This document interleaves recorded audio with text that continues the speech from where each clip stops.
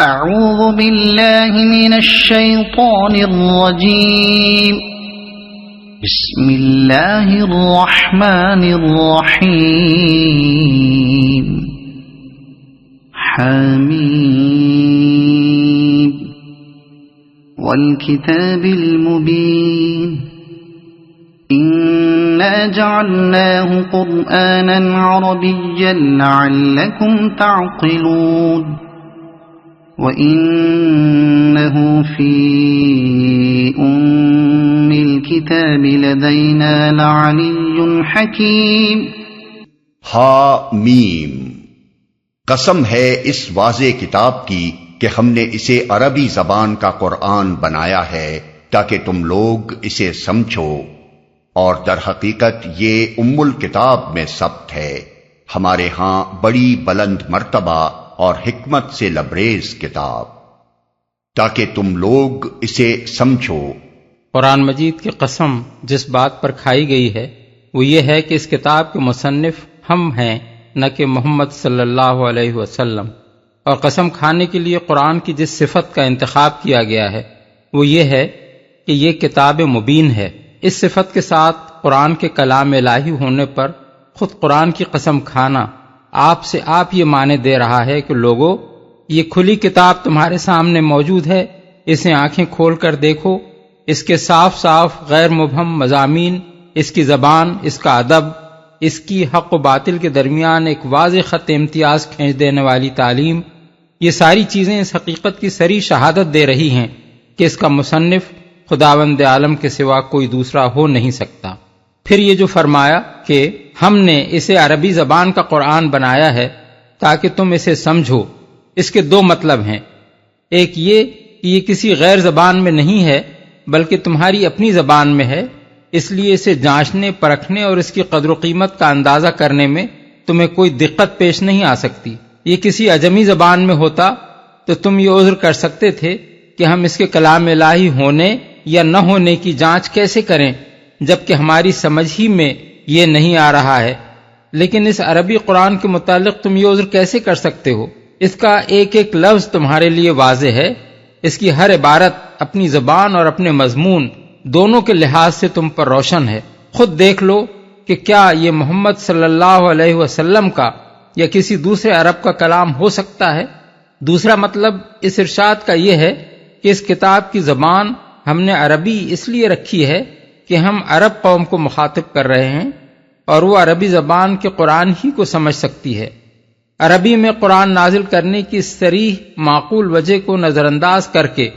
جو شخص صرف اس بنا پر اسے کلام الہی کے بجائے کلام محمد قرار دیتا ہے کہ محمد صلی اللہ علیہ وسلم کی مادری زبان بھی عربی ہے تو بڑی زیادتی کرتا ہے۔ اس دوسرے مطلب کو سمجھنے کے لیے تفہیم القرآن جلد 4 سورہ حامیم السجدہ آیت 44 ملاحظہ فرمائیں۔ ام الکتاب میں ثبت ہے۔ ام الکتاب سے مراد ہے اصل الکتاب، یعنی وہ کتاب جس سے تمام انبیاء علیہم السلام پر نازل ہونے والی کتابیں ماخوذ ہیں۔ اسی کو سورہ واقعہ میں کتاب مکنون یعنی پوشیدہ اور محفوظ کتاب کہا گیا ہے، اور سورہ بروج میں اس کے لیے لوح محفوظ کے الفاظ استعمال کیے گئے ہیں، یعنی ایسی لوح جس کا لکھا مٹ نہیں سکتا اور جو ہر قسم کی دراندازی سے محفوظ ہے۔ قرآن کے متعلق یہ فرما کر کہ یہ ام الکتاب میں ہے، ایک اہم حقیقت پر متنبہ فرمایا گیا ہے۔ اللہ تعالیٰ کی طرف سے مختلف زمانوں میں مختلف ملکوں اور قوموں کی ہدایت کے لیے مختلف انبیاء پر مختلف زبانوں میں کتابیں نازل ہوتی رہی ہیں، مگر ان سب میں دعوت ایک ہی عقیدے کی طرف دی گئی ہے، حق ایک ہی سچائی کو قرار دیا گیا ہے، خیر و شر کا ایک ہی معیار پیش کیا گیا ہے، اخلاق و تہذیب کے یکساں اصول بیان کیے گئے ہیں، اور فی الجملہ ایک ہی دین ہے جسے یہ سب کتابیں لے کر آئی ہیں۔ اس کی وجہ یہ ہے کہ ان سب کی اصل ایک ہے اور صرف عبارتیں مختلف ہیں، ایک ہی معنی ہیں جو اللہ تعالیٰ کے ہاں ایک بنیادی کتاب میں ثبت ہیں، اور جب کبھی ضرورت پیش آئی ہے اس نے کسی نبی کو مبعوث کر کے وہ معنی حال اور موقع کی مناسبت سے ایک خاص عبارت اور خاص زبان میں نازل فرما دیے ہیں۔ اگر بالفرض اللہ تعالیٰ کا فیصلہ محمد صلی اللہ علیہ وسلم کو عرب کے بجائے کسی اور قوم میں پیدا کرنے کا ہوتا تو یہی قرآن وہ حضور پر اسی قوم کی زبان میں نازل کرتا، اس میں بات اسی قوم اور ملک کے حالات کے لحاظ سے کی جاتی، عبارتیں کچھ اور ہوتی، زبان بھی دوسری ہوتی، لیکن بنیادی طور پر تعلیم و ہدایت یہی ہوتی، اور وہ یہی قرآن ہوتا اگرچہ قرآن عربی نہ ہوتا۔ اسی مضمون کو سورہ شعراء میں یوں ادا کیا گیا ہے، وَإِنَّهُ لَتَنزِيلُ رَبِّ الْعَالَمِينَ بِلِسَانٍ عَرَبِيٍّ مُبِينٍ وَإِنَّهُ لَفِي زُبُرِ الْأَوَّلِينَ، آیات 192 تا 196۔ یہ رب العالمین کی نازل کردہ کتاب ہے، صاف صاف عربی زبان میں، اور یہ اگلے لوگوں کی کتابوں میں بھی موجود ہے۔ حکمت سے لبریز کتاب۔ اس فقرے کا تعلق کتاب مبین سے بھی ہے اور ام الکتاب سے بھی، یعنی یہ تعریف قرآن کی بھی ہے اور اس اصل کتاب کی بھی جس سے قرآن منقول یا ماخوذ ہے۔ اس تعریف سے یہ بات ذہن نشین کرنی مقصود ہے کہ کوئی شخص اپنی نادانی سے اس کتاب کی قدر و منزلت نہ پہچانے اور اس کی حکیمانہ تعلیم سے فائدہ نہ اٹھائے تو یہ اس کی اپنی بدقسمتی ہے۔ کوئی اگر اس کی حیثیت کو گرانے کی کوشش کرے اور اس کی باتوں میں کیڑے ڈالے تو یہ اس کی اپنی رذالت ہے۔ کسی کی ناقدری سے یہ بے قدر نہیں ہو سکتی اور کسی کے خاک ڈالنے سے اس کی حکمت چھپ نہیں سکتی۔ یہ تو بجائے خود ایک بلند مرتبہ کتاب ہے جسے اس کی بے نظیر تعلیم، اس کی معجزانہ بلاغت، اس کی بے عیب حکمت اور اس کے عالی شان مصنف کی شخصیت نے بلند کیا ہے۔ یہ کسی کے گرائے کیسے گر جائے گی؟ آگے چل کر آیت 44 میں قریش کو خاص طور پر اور اہل عرب کو بالعموم یہ بتایا گیا ہے کہ جس کتاب کی تم اس طرح ناقدری کر رہے ہو اس کے نزول نے تم کو ایک بہت بڑے شرف کا موقع عطا کیا ہے، جسے اگر تم نے کھو دیا تو خدا کے سامنے تمہیں سخت جواب دہی کرنی ہوگی۔ أَفَنَضْرِبُ عَنكُمُ الذِّكْرَ صَفْحًا أَن كُنتُمْ قَوْمًا مُسْرِفِينَ وَكَمْ أَرْسَلْنَا مِن نَّبِيٍّ فِي الْأَوَّلِينَ وَمَا يَأْتِيهِم مِّن نَّبِيٍّ إِلَّا كَانُوا بِهِ يَسْتَهْزِئُونَ فَأَهْلَكْنَا أَشَدَّ مِنْهُمْ بَطْشًا وَمَضَىٰ مَثَلُ الْأَوَّلِينَ۔ اب کیا ہم تم سے بیزار ہو کر یہ درس نصیحت تمہارے ہاں بھیجنا چھوڑ دیں صرف اس لیے کہ تم حد سے گزرے ہوئے لوگ ہو؟ پہلے گزری ہوئی قوموں میں بھی بارہا ہم نے نبی بھیجے ہیں،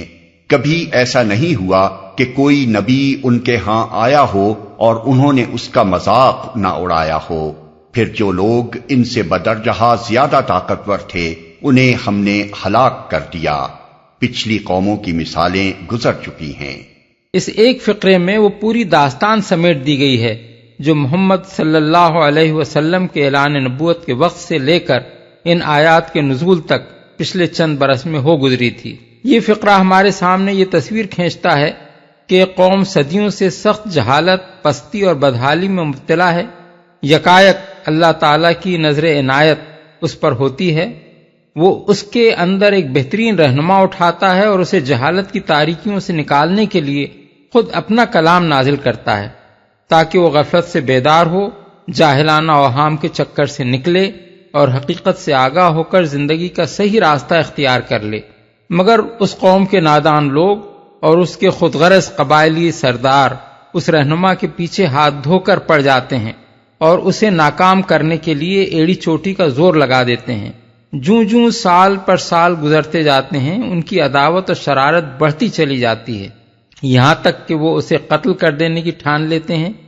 اس حالت میں ارشاد ہو رہا ہے کہ کیا تمہاری اس نالائقی کی وجہ سے ہم تمہاری اصلاح کی کوشش چھوڑ دیں، اس درس نصیحت کا سلسلہ روک دیں اور تمہیں اسی پستی میں پڑا رہنے دیں جس میں تم صدیوں سے گرے ہوئے ہو؟ کیا تمہارے نزدیک واقعی ہماری رحمت کا تقاضا یہی ہونا چاہیے؟ تم نے کچھ سوچا بھی کہ خدا کے فضل کو ٹھکرانا اور حق سامنے آ جانے کے بعد باطل پر اصرار کرنا تمہیں کس انجام سے دوچار کرے گا؟ اس کا مذاق نہ اڑایا ہو۔ یعنی یہ بےہودگی اگر نبی اور کتاب کے بھیجنے میں مانع ہوتی تو کسی قوم میں بھی کوئی نبی نہ آتا، نہ کوئی کتاب بھیجی جاتی۔ مثالیں گزر چکی ہیں۔ یعنی خاص لوگوں کی بےہودگی کا نتیجہ یہ کبھی نہیں ہوا کہ پوری نوع انسانی کو نبوت اور کتاب کی رہنمائی سے محروم کر دیا جاتا، بلکہ اس کا نتیجہ ہمیشہ یہی ہوا ہے کہ جو لوگ باطل پرستی کے نشے اور اپنی قوت کے گھمنڈ میں بدمست ہو کر انبیاء کا مذاق اڑانے سے باز نہ آئے، انہیں آخر کار تباہ کر دیا گیا۔ پھر جب اللہ کا قہر ٹوٹ پڑا تو جس قوت کے بل پر یہ قریش کے چھوٹے چھوٹے سردار اکڑ رہے ہیں، اس سے ہزاروں گنی زیادہ طاقت رکھنے والے بھی مچھر اور پسو کی طرح مسل کر رکھ دیے گئے۔ وَلَئِن سَأَلْتَهُم مَّنْ خَلَقَ السَّمَاوَاتِ وَالْأَرْضَ لَيَقُولُنَّ خَلَقَهُنَّ الْعَزِيزُ الْعَلِيمُ الَّذِي جَعَلَ لَكُمُ الْأَرْضَ مَهْدًا وَجَعَلَ لَكُمْ فِيهَا سُبُلًا لَعَلَّكُمْ تَهْتَدُونَ۔ اگر تم ان لوگوں سے پوچھو کہ زمین اور آسمانوں کو کس نے پیدا کیا ہے تو یہ خود کہیں گے کہ انہیں اسی زبردست علیم ہستی نے پیدا کیا ہے، وہی نا جس نے تمہارے لیے اس زمین کو گہوارہ بنایا اور اس میں تمہاری خاطر راستے بنا دیے تاکہ تم اپنی منزل مقصود کی راہ پا سکو۔ زمین کو گہوارہ بنایا۔ دوسرے مقامات پر تو زمین کو فرش سے تعبیر کیا گیا ہے، مگر یہاں اس کے لیے گہوارے کا لفظ استعمال فرمایا گیا ہے۔ یعنی جس طرح ایک بچہ اپنے پن گھوڑے میں آرام سے لیٹا ہوتا ہے، ایسے آرام کی جگہ تمہارے لیے اس عظیم الشان کرے کو بنا دیا جو فضا میں معلق ہے، جو 1000 میل فی گھنٹے کی رفتار سے اپنے محور پر گھوم رہا ہے، جو 66,600 میل فی گھنٹے کی رفتار سے رواں دواں ہے، جس کے پیٹ میں وہ آگ بھری ہے کہ پتھروں کو پگھلا دیتی ہے اور آتش فشانوں کی شکل میں لاوا اگل کر کبھی کبھی تمہیں بھی اپنی شان دکھا دیتی ہے، مگر اس کے باوجود تمہارے خالق نے اسے اتنا پرسکون بنا دیا ہے کہ تم آرام سے اس پر سوتے ہو اور تمہیں ذرا جھٹکا تک نہیں لگتا۔ تم اس پر رہتے ہو اور تمہیں یہ محسوس تک نہیں ہوتا کہ یہ کرہ معلق ہے اور تم اس پر سر کے بل لٹکے ہوئے ہو۔ تم اطمینان سے اس پر چلتے پھرتے ہو اور تمہیں یہ خیال تک نہیں آتا کہ تم بندوق کی گولی سے بھی زیادہ تیز رفتار گاڑی پر سوار ہو، بے تکلف اسے کھودتے ہو، اس کا سینہ چیرتے ہو، طرح طرح سے اس کو پیٹ کر اپنا رزق اس سے وصول کرتے ہو، حالانکہ اس کی ایک معمولی سی جھرجھری کبھی زلزلے کی شکل میں آ کر تمہیں خبر دے دیتی ہے کہ یہ کس بلا کا خوفناک دیو ہے جسے اللہ نے تمہارے لیے مسخر کر رکھا ہے۔ تمہاری خاطر راستے بنا دیے۔ پہاڑوں کے بیچ بیچ میں درے اور پھر کوہستانی اور میدانی علاقوں میں دریا، وہ قدرتی راستے ہیں جو اللہ نے زمین کی پشت پر بنا دیے ہیں۔ انسان انہی کی مدد سے کرۂ زمین پر پھیلا ہے۔ اگر پہاڑی سلسلوں کو کسی شگاف کے بغیر بالکل ٹھوس دیوار کی شکل میں کھڑا کر دیا جاتا اور زمین میں کہیں دریا، ندیاں، نالے نہ ہوتے تو آدمی جہاں پیدا ہوا تھا اسی علاقے میں مقید ہو کر رہ جاتا۔ پھر اللہ نے مزید فضل یہ فرمایا کہ تمام روئے زمین کو یکساں بنا کر نہیں رکھ دیا، بلکہ اس میں قسم قسم کے ایسے امتیازی نشانات یعنی لینڈ مارکس قائم کر دیے جن کی مدد سے انسان مختلف علاقوں کو پہچانتا ہے اور ایک علاقے اور دوسرے علاقے کا فرق محسوس کرتا ہے۔ یہ دوسرا اہم ذریعہ ہے جس کی بدولت انسان کے لیے زمین میں نقل و حرکت آسان ہوئی۔ اس نعمت کی قدر آدمی کو اس وقت معلوم ہوتی ہے جب اسے کسی لقدخش صحرا میں جانے کا اتفاق ہوتا ہے جہاں سینکڑوں میل تک زمین ہر قسم کے امتیازی نشانات سے خالی ہوتی ہے اور آدمی کو کچھ پتہ نہیں چلتا کہ وہ کہاں سے کہاں پہنچا ہے اور آگے کدھر جائے۔ منزل مقصود کی راہ پا سکو۔ یہ فقرہ بیک وقت دو معنی دے رہا ہے۔ ایک معنی یہ کہ تم ان قدرتی راستوں اور ان نشانات راہ کی مدد سے اپنا راستہ معلوم کر سکو اور اس جگہ تک پہنچ سکو جہاں جانا چاہتے ہو۔ دوسرے معنی یہ کہ اللہ جل شانہ کی اس کاریگری کو دیکھ کر تم ہدایت حاصل کر سکو، حقیقت نفس الامری کو پا سکو اور یہ سمجھ سکو کہ زمین میں یہ انتظام الٹپ نہیں ہو گیا ہے، نہ بہت سے خداؤں نے مل کر یہ تدبیر کی ہے، بلکہ ایک رب حکیم ہے جس نے اپنی مخلوق کی ضروریات کو ملحوظ رکھ کر پہاڑوں اور میدانوں میں یہ راستے بنائے ہیں اور زمین کے ایک ایک خطے کو بے شمار طریقوں سے ایک الگ شکل دی ہے، جس کی بدولت انسان ہر خطے کو دوسرے سے ممیز کر سکتا ہے۔ والذی نزل من السماء ماء بقدر فأنشرنا به بلدة میتا كذلك تخرجون، جس نے ایک خاص مقدار میں آسمان سے پانی اتارا اور اس کے ذریعے سے مردہ زمین کو جلا اٹھایا، اسی طرح ایک روز تم زمین سے برآمد کیے جاؤ گے۔ آسمان سے پانی اتارا یعنی ہر علاقے کے لیے بارش کی ایک اوسط مقدار مقرر کی جو مدت دراز تک سال بسال ایک ہی ہموار طریقے سے چلتی رہتی ہے۔ اس میں ایسی بے قاعدگی نہیں رکھی کہ کبھی سال میں 2 انچ بارش ہو اور کبھی 200 انچ ہو جائے، پھر وہ اس کو مختلف زمانوں میں اور مختلف اوقات میں جگہ جگہ پھیلا کر اس طرح برساتا ہے کہ بالعموم وہ وسیع پیمانے پر زمین کی بار آوری کے لیے نافع ہوتی ہے۔ اور یہ بھی اس کی حکمت ہی ہے کہ زمین کے بعض حصوں کو اس نے بارش سے قریب قریب بالکل محروم کر کے بے آب و گیا صحرا بنا دیے ہیں، اور بعض دوسرے حصوں میں وہ کبھی قحط ڈال دیتا ہے اور کبھی طوفانی بارش کر دیتا ہے، تاکہ آدمی یہ جان سکے کہ زمین کے آباد علاقوں میں بارش اور اس کی عام باقاعدگی کتنی بڑی نعمت ہے، اور یہ بھی اس کو یاد رہے کہ اس نظام پر کوئی دوسری طاقت حکمراں ہے جس کے فیصلوں کے آگے کسی کی کچھ پیش نہیں جاتی۔ کسی میں یہ طاقت نہیں ہے کہ ایک ملک میں بارش کے عام اوسط کو بدل سکے، یا زمین کے وسیع علاقوں پر اس کی تقسیم میں فرق ڈال سکے، یا کسی آتے ہوئے طوفان کو روک سکے، یا روٹھے ہوئے بادلوں کو منا کر اپنے ملک کی طرف کھینچ لائے اور انہیں برسنے پر مجبور کر دے۔ تم زمین سے برآمد کیے جاؤ گے۔ یہاں پانی کے ذریعے سے زمین کے اندر رویدگی کی پیدائش کو بیک وقت 2 چیزوں کی دلیل قرار دیا گیا ہے۔ ایک یہ کہ یہ کام خدائے واحد کی قدرت و حکمت سے ہو رہے ہیں، کوئی دوسرا اس کار خدائی میں اس کا شریک نہیں ہے۔ دوسرے یہ کہ موت کے بعد دوبارہ زندگی ہو سکتی ہے اور ہوگی۔ والذی خلق الازواج كلها وجعل لكم من الفلك والانعام ما تركبون لتستووا على ظهوره ثم تذكروا نعمة ربكم إذا استويتم عليه وتقولوا سبحان الذي سخر لنا هذا وما كنا له مقرنين وإنا إلى ربنا لمنقلبون۔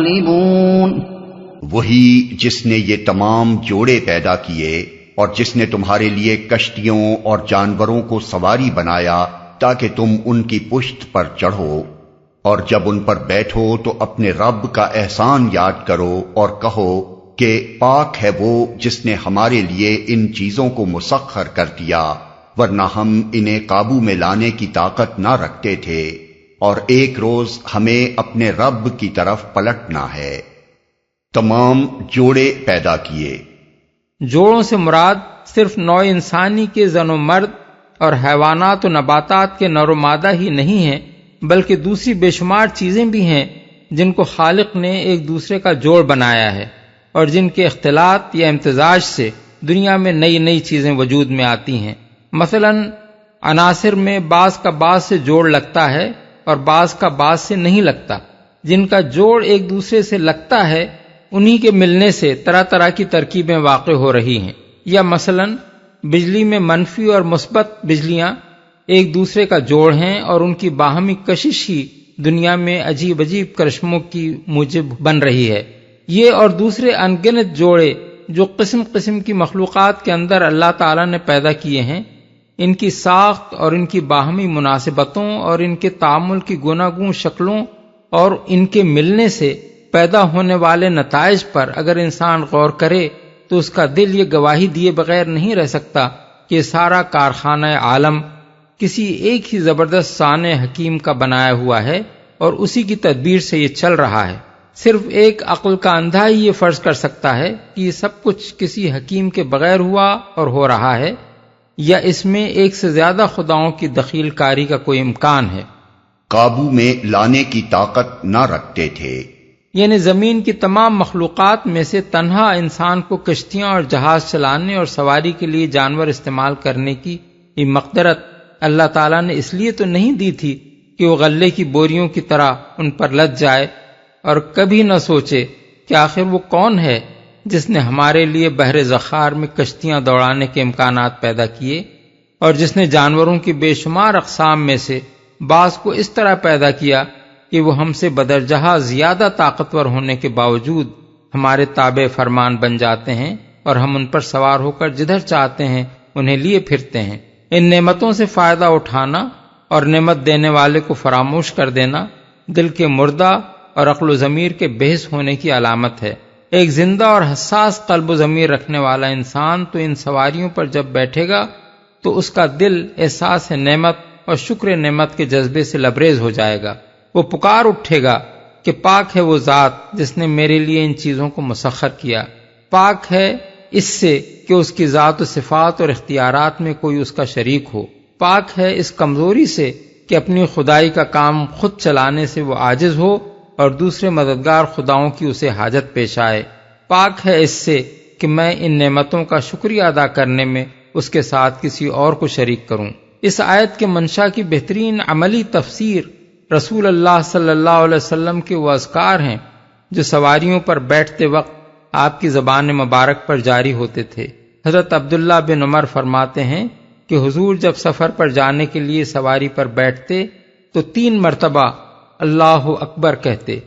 پھر یہ آیت پڑھتے اور اس کے بعد یہ دعا مانگا کرتے تھے، اللہم انی اسألک فی سفری ھذا البر والتقوی ومن العمل ما ترضی اللہم ہون لنا السفر واطوی لنا البعید اللہم انت الصاحب فی السفر والخلیفہ فی الاہل اللہم اصحبنا فی سفرنا واخلفنا فی اہلنا۔ مسند احمد، مسلم، ابو داؤد، نسائی، دارمی، ترمذی۔ یعنی خدایا میں تجھ سے درخواست کرتا ہوں کہ میرے اس سفر میں مجھے نیکی اور تقوی اور ایسے عمل کی توفیق دے جو تجھے پسند ہو۔ خدایا ہمارے لیے سفر کو آسان کر دے اور لمبی مسافت کو لپیٹ دے۔ خدایا تو ہی سفر کا ساتھی اور ہمارے پیچھے ہمارے اہل و عیال کا نگہبان ہے۔ خدایا ہمارے سفر میں ہمارے ساتھ اور پیچھے ہمارے گھر والوں کی خبرگیری فرما۔ حضرت علی فرماتے ہیں کہ ایک مرتبہ رسول اللہ صلی اللہ علیہ وسلم نے بسم اللہ کہہ کر رکاب میں پیر رکھا، پھر سوار ہونے کے بعد فرمایا الحمدللہ سبحان الذی سخر لنا ھذا، پھر 3 مرتبہ الحمدللہ اور 3 دفعہ اللہ اکبر کہا، پھر فرمایا سبحانک لا الہ الا انت قد ظلمت نفسی فاغفر لی۔ اس کے بعد آپ ہنس دیے۔ میں نے پوچھا یا رسول اللہ آپ ہنسے کس بات پر؟ فرمایا بندہ جب رب اغفر لی کہتا ہے تو اللہ تبارک و تعالی کو اس کی یہ بات بڑی پسند آتی ہے۔ وہ فرماتا ہے کہ میرا یہ بندہ جانتا ہے کہ میرے سوا مغفرت کرنے والا کوئی اور نہیں ہے۔ احمد، ابو داؤد، ترمذی، نسائی وغیرہ۔ ایک صاحب ابو مجلس بیان کرتے ہیں کہ ایک دفعہ میں جانور پر سوار ہوا اور میں نے آیت سبحان الذی سخر لنا ھذا پڑھی۔ حضرت حسن رضی اللہ عنہ نے فرمایا کیا اس طرح کرنے کا تمہیں حکم دیا گیا ہے؟ میں نے عرض کیا پھر کیا کہوں؟ فرمایا یوں کہو کہ شکر ہے اس خدا کا جس نے ہمیں اسلام کی ہدایت دی، شکر ہے اس کا کہ اس نے محمد صلی اللہ علیہ وسلم کو بھیج کر ہم پر احسان فرمایا، شکر ہے اس کا کہ اس نے ہمیں اس بہترین امت میں داخل کیا جو خلق خدا کے لیے نکالی گئی ہے۔ اس کے بعد یہ آیت پڑھو۔ ابن جریر احکام القرآن للجساس۔ اپنے رب کی طرف پلٹنا ہے۔ مطلب یہ ہے کہ ہر سفر پر جاتے ہوئے یاد کر لو کہ آگے ایک بڑا اور آخری سفر بھی درپیش ہے اس کے علاوہ چونکہ ہر سواری کو استعمال کرنے میں یہ امکان بھی ہوتا ہے کہ شاید کوئی حادثہ اسی سفر کو آدمی کا آخری سفر بنا دے، اس لیے بہتر ہے کہ ہر مرتبہ وہ اپنے رب کی طرف واپسی کو یاد کر کے چلے، تاکہ اگر مرنا ہی ہے تو بے خبر نہ مرے۔ یہاں تھوڑی دیر ٹھہر کر ذرا اس تعلیم کے اخلاقی نتائج کا بھی اندازہ کر لیجئے۔ کیا آپ یہ تصور کر سکتے ہیں کہ جو شخص کسی سواری پر بیٹھتے وقت سمجھ بوجھ کر پورے شعور کے ساتھ اس طرح اللہ کو اور اس کے حضور اپنی واپسی اور جواب دہی کو یاد کر کے چلا ہو، وہ آگے جا کر کسی فسق و فجور یا کسی ظلم و ستم کا مرتکب ہوگا؟ کیا کسی فاحشہ سے ملاقات کے لیے یا کسی کلب میں شراب خوری اور قمار بازی کے لیے جاتے وقت بھی کوئی شخص یہ کلمات زبان سے نکال سکتا ہے یا ان کا خیال کر سکتا ہے؟ کیا کوئی حاکم یا سرکاری افسر یا تاجر جو یہ کچھ سوچ کر اور اپنے منہ سے کہہ کر گھر سے چلا ہو، اپنی جائے عمل پر پہنچ کر لوگوں کے حق مار سکتا ہے؟ کیا کوئی سپاہی بے گناہوں کا خون بہانے اور کمزوروں کی آزادی پر ڈاکہ مارنے کے لیے جاتے وقت بھی اپنے ہوائی جہاز یا ٹینک پر قدم رکھتے ہوئے یہ الفاظ زبان پر لا سکتا ہے؟ اگر نہیں تو یہی ایک چیز ہر اس نقل و حرکت پر بند باندھ دینے کے لیے کافی ہے جو معصیت کے لیے ہو۔ وَجَعَلُوا لَهُ مِنْ عِبَادِهِ جُزْءًا إِنَّ الْإِنسَانَ لَكَفُورٌ مُبِينٌ۔ یہ سب کچھ جانتے اور مانتے ہوئے بھی ان لوگوں نے اس کے بندوں میں سے بعض کو اس کا جزء بنا ڈالا۔ حقیقت یہ ہے کہ انسان کھلا احسان فراموش ہے، اس کا جزء بنا ڈالا۔ جزء بنا دینے سے مراد یہ ہے کہ اللہ کے کسی بندے کو اس کی اولاد قرار دیا جائے، کیونکہ اولاد لامحالہ باپ کی ہم جنس اور اس کے وجود کا ایک جزء ہوتی ہے، اور کسی شخص کو اللہ کا بیٹا یا بیٹی کہنے کے معنی ہی یہ ہیں کہ اسے اللہ کی ذات میں شریک کیا جا رہا ہے۔ اس کے علاوہ کسی مخلوق کو اللہ کا جزء بنانے کی ایک شکل یہ بھی ہے کہ اسے ان صفات اور اختیارات کا حامل قرار دیا جائے جو اللہ ہی کے ساتھ مخصوص ہیں، اور اسی تصور کے تحت اس سے دعائیں مانگی جائیں یا اس کے آگے عبودیت کے مراسم ادا کیے جائیں یا اس کی تحریم و تحلیل کو شریعت واجب الاتباع ٹھہرا لیا جائے، کیونکہ اس صورت میں آدمی الوہیت و ربوبیت کو اللہ اور اس کے بندوں کے درمیان بانٹتا ہے اور اس کا ایک جزء بندوں کے حوالے کر دیتا ہے۔